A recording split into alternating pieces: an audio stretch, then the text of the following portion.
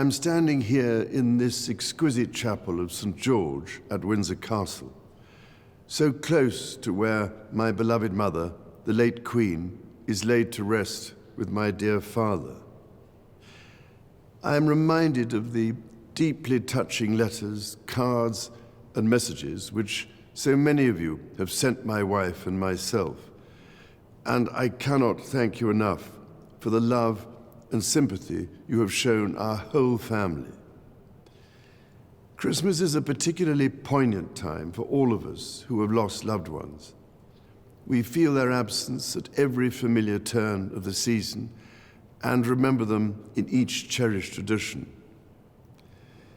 In the much-loved carol, O Little Town of Bethlehem, we sing of how in thy dark street shineth the everlasting light. My mother's belief in the power of that light was an essential part of her faith in God, but also her faith in people, and it is one which I share with my whole heart. It is a belief in the extraordinary ability of each person to touch with goodness and compassion the lives of others and to shine a light in the world around them. This is the essence of our community and the very foundation of our society.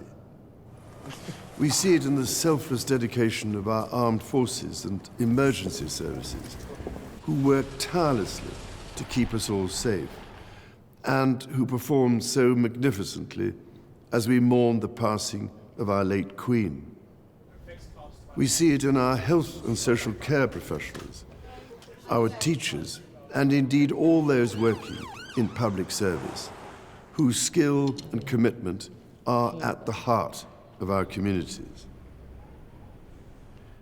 And at this time of great anxiety and hardship, be it for those around the world facing conflict, famine, or natural disaster, or for those at home finding ways to pay their bills and keep their families fed and warm, we see it in the humanity of people throughout our nations and the Commonwealth who so readily respond to the plight of others.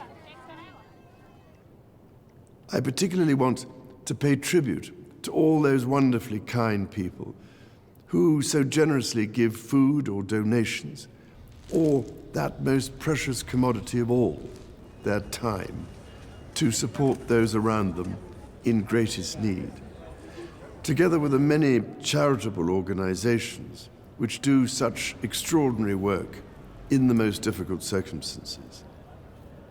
Our churches, synagogues, mosques, temples, and gurdwaras have once again united in feeding the hungry, providing love and support throughout the year. Such heartfelt solidarity is the most inspiring expression of loving our neighbour as ourselves. The Prince and Princess of Wales recently visited Wales, shining a light on practical examples of this community spirit. Some years ago, I was able to fulfill a lifelong wish to visit Bethlehem and the Church of the Nativity. There I went down into the chapel of the manger and stood in silent reverence by the silver star that is inlaid on the floor and marks the place of our Lord Jesus Christ's birth. It meant more to me than I can possibly express to stand on that spot where, as the Bible tells us, the light that has come into the world was born. While Christmas is, of course, a Christian celebration, the power of light overcoming darkness is celebrated across the boundaries of faith and belief. So whatever faith you have or whether you have none, it is in this life-giving light and with the true humility that lies in our service to others that I believe we can find hope for the future. Let us therefore celebrate it together and cherish it always. With all my heart, I wish each of you a Christmas of peace, happiness, and everlasting light.